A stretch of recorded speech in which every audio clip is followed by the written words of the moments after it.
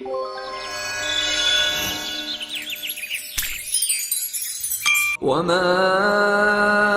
أَرْسَلْنَاكَ إِلَّا كَافَّةً لِلنَّاسِ بَشِيرًا وَنَذِيرًا وَلَكِنَّ أَكْثَرَ النَّاسِ لَا يَعْلَمُونَ. Assalamu alaikum wa rahmatullahi wa barakatuh. Allah Ta'ala Kur'an-ı Kerim'de Euzu billahi mineşşeytanirracim. يا أيها الذين آمنوا قوا أنفسكم وأهليكم نارا وقودها الناس والحجارة. Ey müminler, özünlerini ve bala-çaqanlarını insan ve taşlar yıqılığı bolduğan dozaqdan saqlanglar deb bizlarga xitob qiladi. Bu oyatninki mazmuniga asosan er kishi ahli ayollarini dozaqdan qanday himoya qilish kerak? Erning ayoliga Allohni tonitish va uning itoatiga chaqirish majburiyati bormi? Ayol eri uchun zinnatlanganga o'xshash, erning ayoli uchun zinnatlanish majburiyati bormi? Va bu ayolning haqlaridan hisoblanamdi? Yuqoridagi bu savollar javob berilishi intayin muhim bo'lgan masalalardan bo'lib, buning javoblarini birozdan keyin sizlar bilan birlikda o'rtoqlashamiz.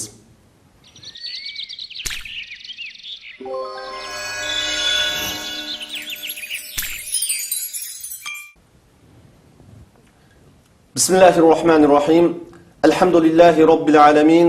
والعاقبة للمتقين ولا عدوان إلا على الظالمين والصلاة والسلام على رسوله الأمين وعلى آله وصحبه أجمعين ومن تبعهم بإحسان إلى يوم الدين أما بعد hurmatli qarindoshlar, Allohning muvaffaqiyat qilishi bilan men Nizomiddin Tamkini ustoz Muhammad Ali Qorin bilan huquq va majburiyat nomli programmamizning ikkinchi bo'limini davom qilmoq uchun ikkimiz bir araya keldik. Assalomu alaykum ustoz. Bu programmaga tekrar qaytib kelganligingiz uchun qarshi olamiz. Biz ilgirki suhbatimizda ayollarning haqlaridan bo'lgan nafaqa haqqi to'g'risida to'xtalgan edik. Bu vaqtda erning ayoli va farzandlari kiyim-kechak, yemak-ichmak va kunlik turmushdagi xarajatlarni qilib berishning vojib bo'lganligini tafsiliy bayon qilish bilan birga yaxshi muomalada ayolninki er tarafidan yaxshi muomala qilinish haqqi borliq to'g'risida suhbatimiz davom qilayotgan edi. Bugun biz so'zimizni yana bu haq to'g'risida davom qilamiz. Birinchi savolim, ya'ni ilgirki birinchi qismlik suhbatimizningki davomiga aloqador bo'lganlik uchun biz yana shu yerdan davom qilishni to'g'ri topdim. Hurmatli ustoz, ilgirki suhbatimizda er ayol bo'lg'uchining eng chiroyli shaklda uy tutish keraklik to'g'risida to'xtalgan edik. Bu prinsipga aloqador bo'lgan yana bir savolim, ba'zi erlar chiroyliqcha uy tutish degan so'zni ayoliga aziyat bermasdan, ya'ni yomon masalan urib tillamasdan uy tutish degan ma'nodan tushunib qiliqliq. Bu tushuncha to'g'rimi yoki bu ma'nodagi tushunchani buningdan cho'nqurroq bir ma'no tushunishimiz mumkinmi? Bu vaqtda bir ozroq to'xtalib o'tgan bo'lsak. Bismillahirrahmanirrahim. Elhamdülillah ve salatu vesselamu ala Rasulillah ve ala alihi ve sahbihi ve men vala. Amma ba'du. Biz ilgirki suhbatimizni Allah subhanahu wa ta'alanınki ve ashiruhunna bil ma'ruf degan oyatini o'zimizga shuar qilib turib, er bilan ayolning chiroyliqcha bir uy tutishi haqida suhbatimizni qilib kelgan. Sizning hozirgi oyatga qarata, ya'ni chiroyliqcha uy tutinglar degan oyatning ma'nosi ayollarni buzoq qilmanglar, ularga zarar vermanglar degandan boshqami ma'nosi bormi-ga qarata, tabiiyki erninki ayoliga zarar vermaslik, aziyat bermaslik lam emas buning ma'nosi. Balki buningdan cho'nqur, ya'ni ayoldan kep qolgan aziyatlarga muqana qilish, sabab qilish. Onunğa sabr qilish yani. Bu İslami nikahning buyukligi dil mushiyada. Allah subhanahu wa ta'ala er ayalının oturda. Bu ailede. Yani buna deganligimiz her taraf qarshi tarafga qarata Allah subhanahu wa ta'ala'ning huquqidir. Her taraf qarshi tarafga xizmat qilish, mulozimat qilish, yaxshilik qilish bilan Allah subhanahu wa ta'alaga yaqinlashidir. Yani intayin bir nazik bir söz. Allah er ve ayalının oturdu. Yani şu ailede. Mesela er taraf ayalığa zulüm qilishdan Allah'tan korkup turup özünü tatıdı. Ayal kişi mi? Er kişiga zulüm qilishdan Allah'tan qo'rqqanlik yüzüden özünü tatıdı. Er kişi ayalığa yaxshilik qilib olib turib suyunudi ichidan. Men Allah'ın buyrug'ini qildim, ayalimga yaxshilik qildim. Ayal kişi mi özünün üstündeki mecburiyetlerini ada qilish orqali üstümdeki mecburiyetlerimni ada qildim. Erimning haqqini ada qildim.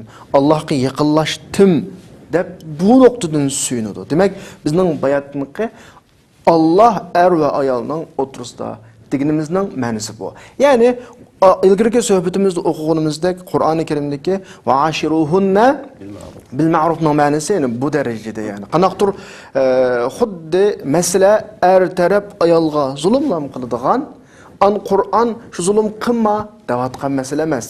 Shayliqcha uy tutish u qarshi tarafga zarar vermaslikdan boshqa qarshi tarafdan kelgan zararga qanoq qilish, sabr qilish, chidash, oilani qanoq qilish, davom qilish va qarshi tarafga yaxshilik qilish ikkili taraf. Bu qanaqdir erning yoki ayolning o'tirdagi bir taraflik masalasi emas. Ikki tarafga teng bog'langan masala.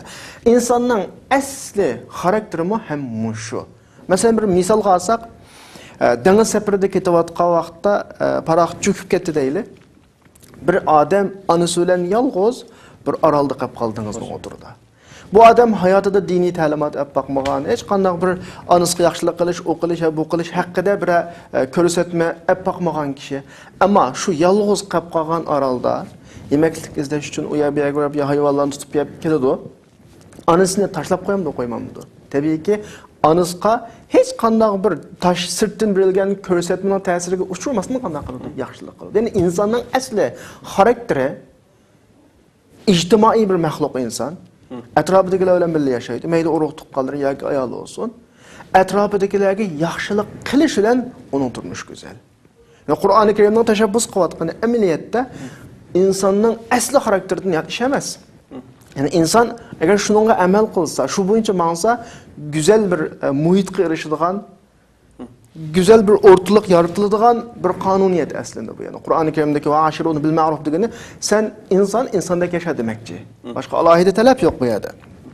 Qur'oni Karimda din ta'limoti bilan insonning asli xarakterini faqim wajhaka lid-din hanifa fitratallahi allati fatara an-nasa 'alayha. İnsanın asli xarakteri din ta'limoti bo'yicha yashashga programmalangan. Qur'on bizni faqat shu programmang bo'yicha qanday qil mang deyapti. Shunga vaqtda bizda qalaymoqchilik, to'qinish vujudimizda yoki turmushlarimizda qalaymoqchilik yuz bermaydi shuni bilan. Payg'ambar alayhisolamning Ahmad ibn Umardan Hasan isnad bilan rivoyat qilgan bir asar bor. Ma tawadda isnan fafurriqa baynahuma illa bi dhanbin yuhdisuhu ahaduhuma. Yani çoğum er ayol oturdu bir mesele çıktı degan gap. Yuqorqi asarining mazmunini tarjima qilsak, ikki odam birisi-birisini yaxshi ko'rib, birisi-birisiga mehr muhabbat paydo bo'lib, ayrılib ketishi bu ikkilanning oturdu chiqqan bir xatolik tufaylidan bo'ladi deydi. Ya o xatolashidu, ya bu xatolashidu. Agar mushuna asas qilgan holatda oilaga qaraganimizda er ayol munosabati mehr muhabbat ustiga qurilsa, islomning ta'limoti bo'yicha qurilsa, bu oila intayin go'zal shaklda davom qiladi. Ya'ni go'zallikchi uy tutinglar deganni eng oxirida xulosalasak, sen unga aziyat verma, uningdan kelgan aziyatga qanday qil, sabr qil. Mening bu davatgan bu gapim nuqul er tarafga qaratilgan gap emas. Muşu aynı şekilde ergi mi deyimiz, ayalga mı deyimiz? Yani ergi deyimiz ki ayalanga aziyet verme. Evet, bunuz yani zulüm fakat er taraftan sadır olmaydı. Tabii. Ayal taraftan mı ergi nispeten zulüm sadır oldu. Ermin mezun oldu. İkili taraf zulüm kılmaslık zulm qilmaslik kerak, qarshi tarafdan kep qolgan aziyat yoki savvallik xatoliklarga qana qilish kerak, sabr qilish kerak. Buning natijasida undan keyin go'zal bir oilalikni saqlab qoladi, davom qiladi va kelgusi jamiyatning asosini yaratadi. Allah razı olsun.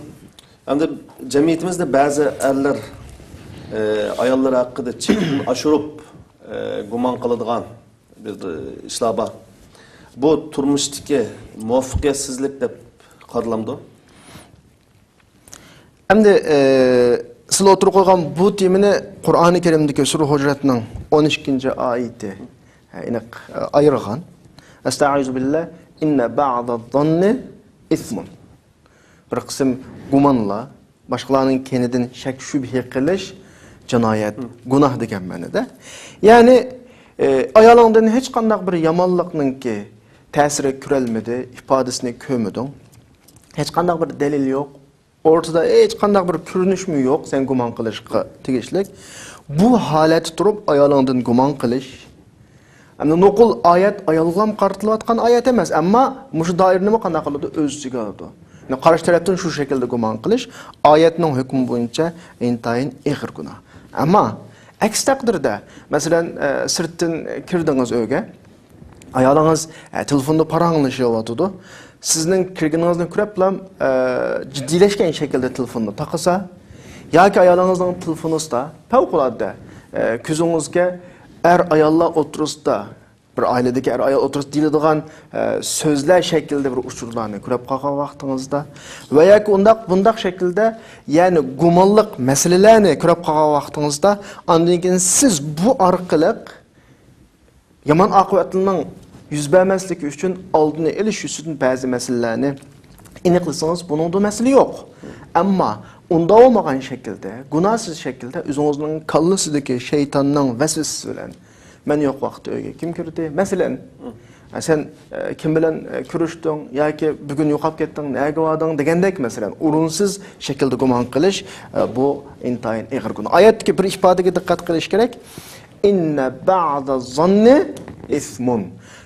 Oyatda gumon gunoh demadi Alloh subhanahu va taolo. Gumonning nimasi? Bir qismi. Mu'min bir qism guman, yani bir kısım iniklaş arkalık özünün mahremiyetini qoğdaydı. Biz bayatın degenimizde bazı bir ahvallar körülüp kılıvatıdı, bazı ifadeler körülüp kılıvatıdı, bazı deliller oturga çıkıvatıdı. Bu vakitte yani ben guman kılmaydıqanını oçettim dep otarsa, yaman akıbatlar kep çıkıdı. Bunda vakitte şu delil paketlerini iz qoğladı. Meselenin ağır akıbatlarının yüz berişininki, özünün ailesinin buzuluşuninki aldın eliş kerak. Çünkü insan degen hatalaşıdı, şeytan vesvese qilib turadi. Onun aldın tuzluğa adam bo'lganida da saqlanib qolishi mumkin. Ammo aks taqdirda, yani hech qanday gumon, hech qanday paket, hech qanday isbot yo'q vaqtida uningdan gumon qilib, o'rinsiz shaklda urush, da'talash chiqarish bu insonning qalbiga zarar beradigan, yani qalbini qiradigan ish. Buningda oiladagi mehr muhabbat merbatning yo'qolishininki ailedeki kriz chiqishining tunji qadami ayolidan o'rinsiz gumonlanib onun qalbiga aziyat berish bo'lib qilishi mumkin. Yani bununki aksicha tushunishimiz mumkinmi? Masalan, hozir biz erlarninki ayollardan yomon gumon qilishini to'g'ri so'zlab o'tdik. Ayollarning erlari haqida mesela yani er ve ayol Allah'ның nazarida taklifat, ibadet ve amel qilishga tegishlik adab, axloq, rioya qilishga tegishlik haq, huquq, majburiyat nuqtasidan o'xshash bir o'rinda bo'lganligiga qaragan vaqtda bizning degan gaplarimiz yani ikki tarafli gap. Yani bir tarafdan ayolga, bir tarafdan kimga deyilayotgan, erlarga deyilayotgan. O'xshash shaklda qanday qilinish kerak, rioya qilinish kerak. Allah razı olsun. Resulullah sallallahu aleyhi ve sellem'ninki bir hadisida mu'min mu'mina ayolni yomon ko'rmasin. Yani bir o'ziniki bir ayolni yomon ko'rmasin, halallab ayolni yomon ko'rmasin. Agar uning ba'zi axloqini yomon ko'rsa, onunki yani bazı axloqidan rozi bo'ladi degan bir hadisi var. Bu hadisni yuqorqi so'zingizga asoslangan vaqtda qanday tushunishimiz lozim? Bu hadisimiz ilgirki suhbatimizni tilga olib ma'lum tushunishni bergandik. İnsan ba'zida aldirab qoladi. Bulupmu er ayollik turmuşida şu talak sözü talaq ifodasi nihoyatda xatarlik bir ifoda. Biz deb keldik. Go'zal muomala qilish, chiroyliqcha uy tutish degan qarshi tarafning aziyatiga sabr qilish, aziyat ko'rmaslik, uni xatolikqa qarata eskartish, uniga nimbrish, fursat verish. Bu masalalarni o'z ichiga oladi. Ailada ayol bir ailəyə kirgandan keyin tabiiyki o'xshamagan bir muhit yashagan ikki kishi, o'xshamagan ta'lim tarbiyada o'sib yetilgan ikki kishi, o'xshamagan mijozdagi ikki kishi bir ailəyə kirgandan keyin har tarafning qarshi taraf yaxshi ko'rmaydigan ba'zi ishlari bo'ladi, suluklari bo'ladi. Qarshi tarafdan sen yaxshi ko'rmaydigan ishni ko'rgandan keyin kisblam uningga raddiya qilish, kisblam uni ayiblash bu to'g'ri emas. Hatta shariatdami bandalarga avval buyruq beradi, taklifatni beradi, qilmada farz vojibatlarni beradi, ondan keyin jazolaydi. Sizlar bir uyga kirgandan keyin mayli er olsun, ayol olsun, qarshi tarafga o'zining yaxshi ko'radigan ishlarini, yaxshi ko'rmaydigan ishlarini, masalan, buni bayon qilish kerak. Qarshi tarafning majburiyatlarini aslatishi kerak. Ayolga aslatishi kerak, ayol eriga aslatishi kerak. Bo'lmagan vaqtda, ya'ni bir qitim xatolik yuz berdi, chiroyliqcha askartish berilib, o'zining haq-huquqi talab qilinishi kerak. Qarshi tarafning majburiyati qanaqangiz bo'ldi, aslatiliniz bo'ldi. Ammo boshqalarga aslatmay turib, sizning nimani yaxshi ko'rib, nimaning yomon ko'radiganligini demay turib, Onundan sen şunda yaman ko'radigan ishlardan biraz sodir bo'lib qolsa, onunga darhol tepki ko'rsatish, onunga darhol inkos bildirib, qarshi tarafning hujum qilish yoki qarshi tarafga aziyat berish bu to'g'ri ish emas yani. Normalda har qanday bir jamiyat, har qanday bir davlatning bir qonuni bo'ladi, an jazolaydi. Qonun chiqarilmagan masala yuz bergan vaqtida, shu vaqtida onunga jazo yurgizilib bo'lmaydi. Ayni shaklda oilami kichik bir davlat, chuqur oilada ikki tarafdan qilmaslik tegishli ishlari qanday qilish kerak, muayyanlash kerak, deyilish kerak, eskartilish kerak, birinchi qitim yuz bersa uningga ogohlantirish berilish kerak, undan keyin uningga muomala qilinsa bo'ladi. Endi bayatdan o'qilgan hadisga qarata, masalan ba'zi erlar ayolini taloq qilish uchun maslahat so'rab keladi. Masalan, fatvo so'rab keladi. Masalan, keskin keladi, men ayolim bilan ajrashim zot. Mushunday kishilarga so'saq agar birdan ayolingiz sizga xiyonat qildimi desa, asla xiyonat qilmaganligini deydi. Ayolingiz oilada pokiz emasmi? Yo, pokiz deydi. Ayolingiz masalan tamoqlaringizni kam qilamdi? Yo, unda sabab nima desa, nayti azroq sabr qilsa o'tib ketadigan o'tkinchi bir ishlar yoki yuz bergan orliqdagi bir ikki tal masala. Ailening asosi bo'lgan taraflarda hech masala yo'q. Ayol kishi erga sodiq. Masalan, uning oilasini chiroyliq tutadi, ratlik, pokiz masalan. Uning tamoqlariga ko'ngil bo'ladi, bolalarini chiroyliq boqadi. Masala yo'q. Yuz bergan kichkina masalani tutib, uni kesin men ajrashimaman deydigan bir o'ringa keladi. Hadis bizga aslatayotgani nima desa, dal masalaga atrofli qarash masalasi. Dünyada ayollar emas, har qanday insonninki to'g'ri taraf bo'ladi, xato taraf bo'ladi, alohidlik bo'ladi, kamchilik bo'ladi. Hadis bizga asl totadiki, sen ayolingning umumiy ahvollariga atrofli qara. Sen yomon ko'radigan bir ish o'tirg'i chiqib qolsa, sen uning boshqa taraflarini asla deydi. Madam uni sen yomon ko'radigan taraflar, bo'lmaydi deydigan taraflar 60%, 50% dan eshib ketmagan ahvol ostida onun yamonligini ko'rgan vaqtida uning yana bir yaxshiligini qana qilishing kerak, aslishing kerak. Ya'ni inson nima inson esa ijobiyatlar bilan va salbiyatlar bilan.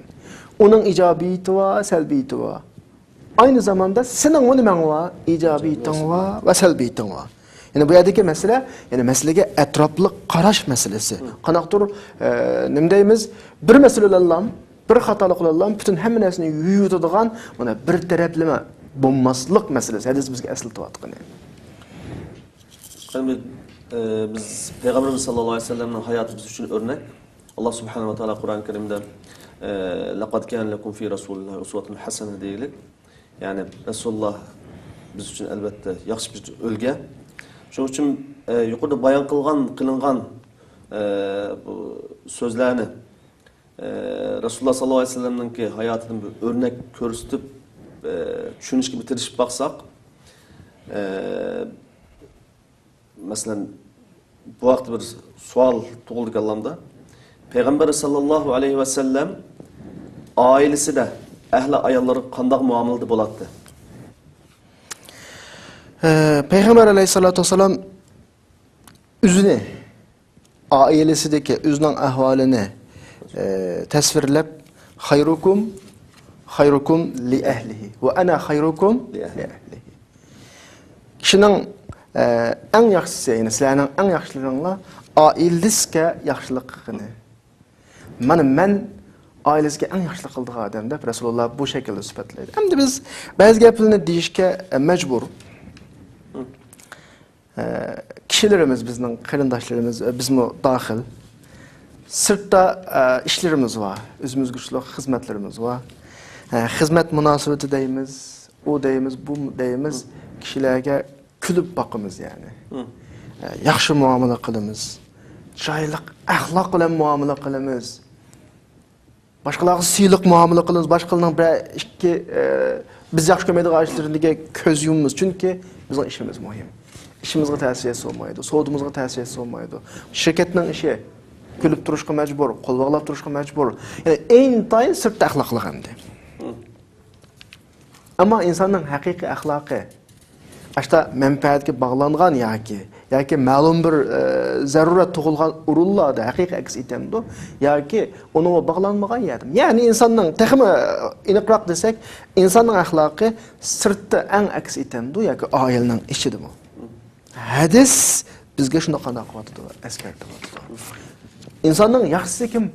Oilasiga yaxshi o'g'ini, sirtda hamdam yaxshi bo'ladi. Ya qo'rqib yaxshi bo'ladi, ya xushomat qilib yaxshi bo'ladi, ya bir iqtisodiy manfaati bog'langan shun yaxshi bo'ladi, ya ishlayotgan idorasidagi xizmatdoshlar shun yaxshi bo'ladi, ya boshliq bo'ladi, ya ishqi bir narsa. Bu insonning haqiqiy axloqini belgilaydigan şey emas. Rasululloh hadis bizga shuni deyapti. İnsanın haqiqiy axloqi nerede ko'rsatildi? Oilada ko'rinadi. Dedi-ku, xayrukum li ahli. Yaxshilaringlar oilasidagi yaxshi o'g'illar. Mana men aranglardagi oilasiga eng yaxshilik qildig'ini mana men deydi. Unda haqiqiy yaxshi muomala qiladi, voy axloqli degan kishi oilada yaxshi bo'lishi kerak. Chunki oilada uning asli mohiyatidan o'zgarishni talab qiladigan hech manfaati yo'q. Sirtda bayatın deganimizda şirketning manfaati va, savdosining manfaati va, xizmatining manfaati va bir yerlarga bog'lanadi. Shunlashqa u kulib turishga, qo'l bog'lab turishga yoki go'zal axloqli shaklda ko'rinishga majbur. Ammo oilasida u bir xo'jayin an haqiqiy axloqliq yoki axloqliq emasligi ashta vaqtida aks etadi. Alloh rozi bo'lsin. Masalan Rasululloh sallallohu alayhi vasallam siratlariga qaraydigan bo'lsak, Peygamber sallallahu aleyhi ve sellem öy kirgan vaqtida tabassum bilan ve kulgan xushalliqni izhor qilgan holatda oilasiga farzandlarni oldiga kiradi degan hadislar, rivoyatlar bayon qilinadi. Buni qanday tushunamiz endi? Payg'ambar alayhisolamning bu xildagi hadislari intayin ko'p. Masalan Ibn Asakir Ali radhiyallohu anhudan keltirgan bir hadisda Rasululloh akrimun nisaa fa vallahi ma akramahunna illa karim. ولا أهانهن إلا اللئيم. Ayollarni hurmatlayman deydi Rasululloh. Alloh bilan qasamki, ayollarni faqat isil odam hurmatlaydi. Past odamlar ayollarga qanday qiladi? Ohanat qiladi. Isil odamlar ayollarning oldida mag'lub bo'lgandek ko'rinadi. Past odamlar ayollarning oldida bo'lgandek g'alaba qilgandek ko'rinadi. Bu ma'nodagi hadislar intayin ko'p. Hatto mushu hadisninki ba'zi rivoyatlarida men isil bo'lib ayollarning oldida mag'lub bo'lishim, past bo'lib ayollarning g'olib bo'lishdan yaxshi ko'raman degan shaklda kelgan bir rivoyatlar bor mushu hadisninki. Masalan jamiyatlarimizda ba'zi odamlar uy kirgan vaqtida qapaqni turib kirishi bizning o'zimizning Uyg'ur jamiyatimizda yoki mayda salom qilishdan burun ovozni ko'tarib gap qilib kirishi, masalan ayoliga qo'rqinch silish yoki o'zining erkakligi deb tushunishi buning o'xshagan ishlarni mavjud jamiyatlarimizda. Masalan chet ellarda bo'lmasa-mu, ammo vatanda ba'zi yurtlarda bu ishlarga mayli shohid. Buning o'xshagan ishlar hozir yuqoridagi bayon qilingan hadislar qaragan vaqtida hech bir islomiy axloqdan musulmonga yoqishmaydigan, yarashmaydigan bir ishga kelgan ko'ryapmiz. Tabii. Çünkü biz bu noktada atalmış gurur yoki boshqa narsa bizning o'lgimiz emas. Payg'ambar alayhissalom bizning nimamiz? O'lgimiz. Bayatın o'qilgan hadis, unda boshqa sura Hashirning 7-oyatida "Va ma ataakumur rasul fakhutuhu va ma nahakum anhu fantahu."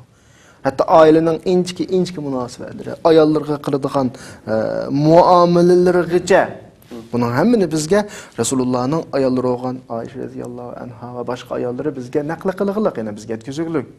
Mush ifodalarning hammasi Rasulullahning hayotida bizga aynı şekilde qana qilingan, ko'rsatilgan, bayon qilingan. Bu haqda to'xtalamiz. Demak, biz ulguni bu haqda kimdan olamiz?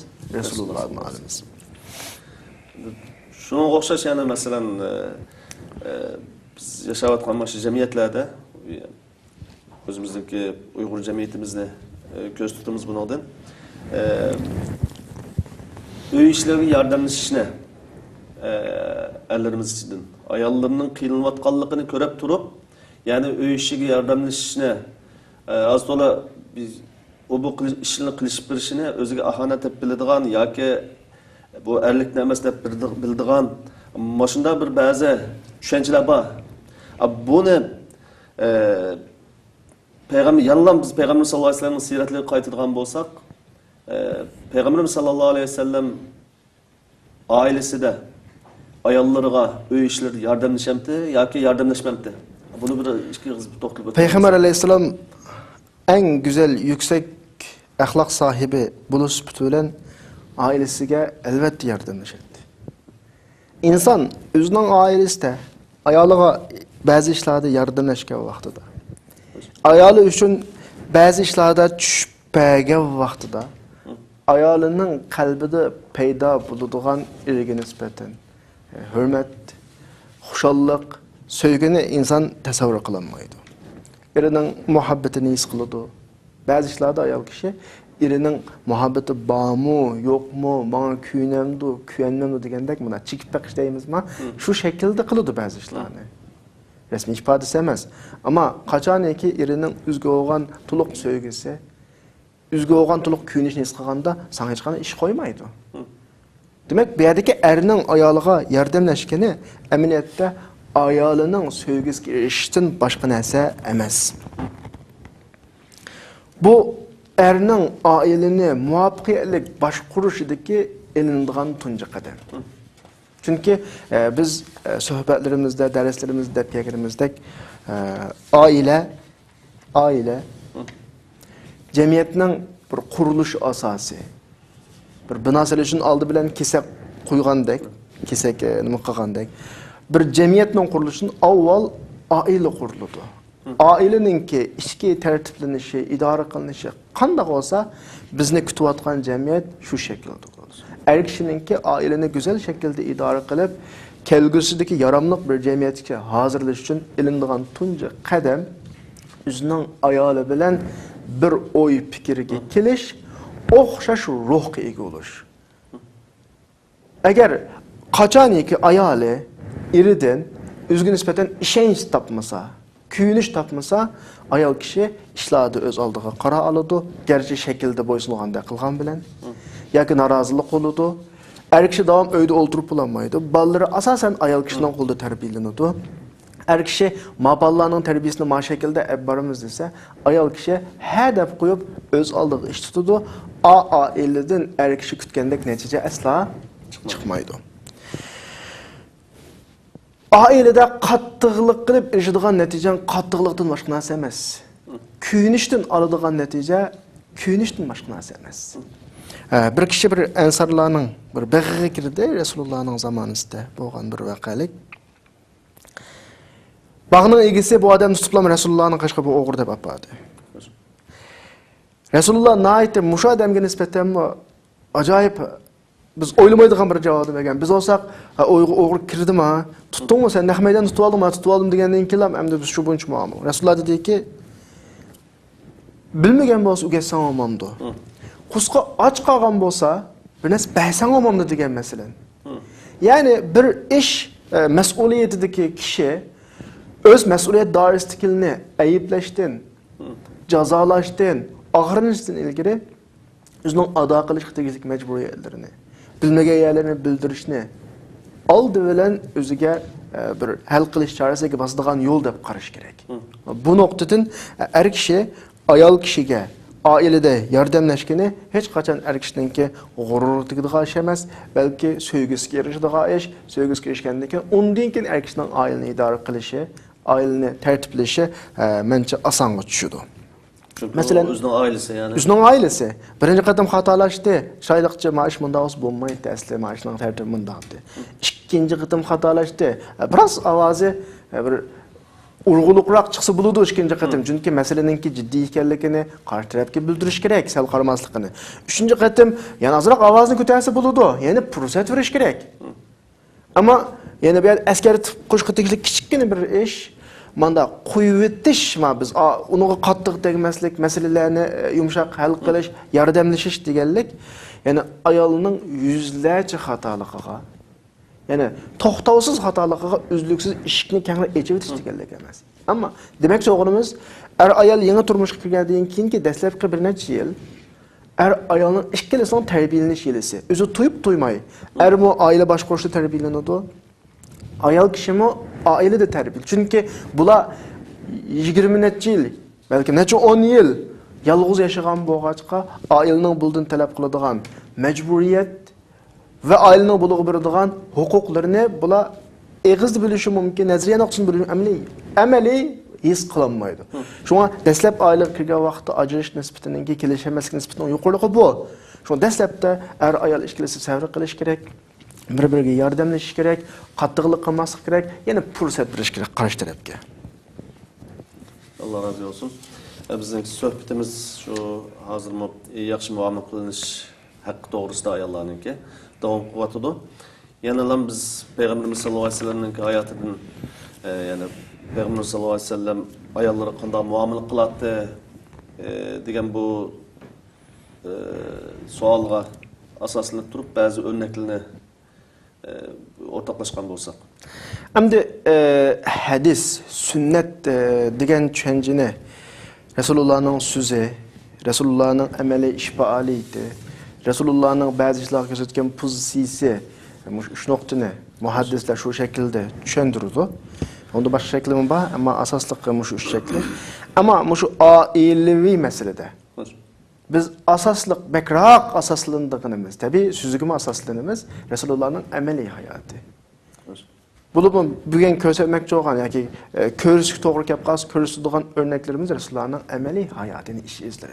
Çünkü sözlerini, aytar bilip bilmey, uyak bir yakka tevil kılıp başka düşünüyor işimiz mümkün. Ama ameli hayatının biz kögen, düşengenden başka ikinci bir düşüncesi bulmaydı. Hem de bu şu ailevi meselede Resulullah'ın ki, ameli hayatıga qarasak, Resulullah'ın ayollarını anlayımız hem de. Çünkü Resulullah ailevi meselede en doğru guvalı kurduğun kişiler kim o? Ayolları. Ayşe radiyallahu anha bizge meselen Resulullah'ın ki benim bir günüsü gördüm, işkimden aldı deydi, Habeşistanlıqla oynab atadı, uyun qoyub atadı. Meni aşı uyanını çapını da yögep durup qana qılğanı görsətken. Şunçuluk yani bir muamelemde bu alaqı ayalının ki bir köngül etişiği nisbeten bu qana qilish, köngül bilish meselesi. Ondan başqa yeni bir hadisde, hazır hukuk hadisi muttafaqun alayhi hadis. Yeni bir hadisde şu Ayşe radiyallahu anhadan kelgan. Resulullah Ayşe'ge mında bir dege yeri ola. Nayt bir inçki bir nokta var bu yerde. Senin menden xushal bo'lgan kunlaring bilan, holating bilan narozi bo'lib qolgan holatini men bilalayman degan Rasululloh. Subhanalloh. Ya'ni ayoliga shunchalik diqqat qiladi, ya'ni ayolining kayfiyati, o'zgarishlariga Rasululloh shunchalik diqqat qiladi. Ayşe radhiyallohu anha "Nereden bildi ya Rasululloh" degan vaqtda, sen mendan rozi bo'lgan vaqtlaringda sen gap qilsang, qasam oyatlarda qasam qilish ahvoli sal ko'p. Qasam qilish to'g'ri kelib qolsa, la va Robbi Muhammad deb qasam qilsa, ya'ni Muhammadning Robbi bilan qasam der. Subhanalloh. Sen mendan naroz bo'lib qolgan vaqtingda İbrahimning Robbi bilan deb qasam qilsa. Ya'ni shunchalik diqqat qiladi. Ayşe radhiyallohu anha Resulullah'a bo'lgan noroziligini shu bir ismini tilga elish ammaslikda ko'rsatdi. Endi bu yerni qaraylik. Birisi Resulullahning Oyshaning hayotiga, Oyshaning umumiy kayfiyatiga bo'lgan shunchalik diqqat qilish bo'lib qolsa, Oysha radhiyallohu anha bir ayol bo'lib bilan o'zining eriga noroziligini vaqirab-chaqirab yoki bugungi kundagidek yoki uydan chiqib ketish bilan emas, ismini tilga elish ammaslik bilan bildirib. Bu naqadar inchki bir nozik muomala. Erning ayolga bo'lgan nozik muomalasi, ayolning eriga bo'lgan qanday muomalasi, nozik muomalasi. Buni haqiqiy go'zal oila degan ma shaklda bo'ladi. Oila inson bo'lish sifati bilan tabiiy to'qinishlar chiqadi, noroziliklar chiqadi, lekin buning ifodalashning har xil nimalari va shakllari bor. Og'izni buzib tillash, unga qattiq tegish, qattiqlik qilish, mayli erdan ayolga yoki ayoldan erga, bu oilaning bugun o'zaro to'qinishgan yoki o'zaro bir-biridan azorlashgan ayollar chiroyli o'tiradi. Ammo bugungi mush azorlashish yarashgandan keyinmi izdan chiqmaydi. Yani qalbining bir yerlarida oq qog'ozga urilgan chigitga o'xshash. Shunga norozilik ifodalashning xuddi hadisda Oysha radhiyallohu anha tasvirlagandek bir ko'rsatgan bo'ladigan inchki go'zal shakldagi bir shakllar bo'ladi. Allah razı olsun. Yani bir Peygamber sallallahu aleyhi ve sellem'inki Ayşe radhiyallohu anha bilan o'tirib bo'lgan bir dialogningki biz isim ko'rib bu uzun bir hadis ekan. Abu Zar va Ummu Zar radhiyallohu anhular to'g'risida ekan. Bu Abu Zar haqida Ayşe radhiyallohu anha Ummu Zar va Abu Zar to'g'risida Peygamberimiz sallallohu alayhi vasallamga bir ishni so'zlab berayotgan vaqtida Peygamberimiz sallallohu alayhi vasallam Ayşe radhiyallohu anhaga qanday muomala qilgan, qanday xotirjam qilgan, ya'ni ko'ngilni. Yani bu asli bu hadis bak uzun hadis kitaplarda neçe bet tilga ilinadi. Ayşe radhiyallohu anhaning qishida 11 ayol irdan bo'lgan oiladagi ishlarni so'zlaydi. Shu so'zlarni Rasulullahning vaqtdan bu hadisni so'zlab qo'yilmaydi vaqt munosabati bilan. Ayşe radhiyallohu anhaga Rasulullah men aşu ayollar ve erlerning içindeki birisini tilga olib turib, Abu Zar Ummu Zarga muomala qilgandek men sana shunday muomala qilaman, ammo seni taloq qilmayman degan bir qiz gapni qutib qo'ygan Rasulullah. Ham bu yerda qarindoshlarimizga eslatadigan bir nuqta bor. Taloq nuqtasi mayli jiddiy, amaliy shaklda tilgalansin yoki chaqchaq shaklda tilgalansin, intayin xatarlik bir nuqta. Ayol kishining hayotda eng qalbiga aziyat uradigan, qalbida o'chmas iz qoldiradigan narsa taloq so'zi.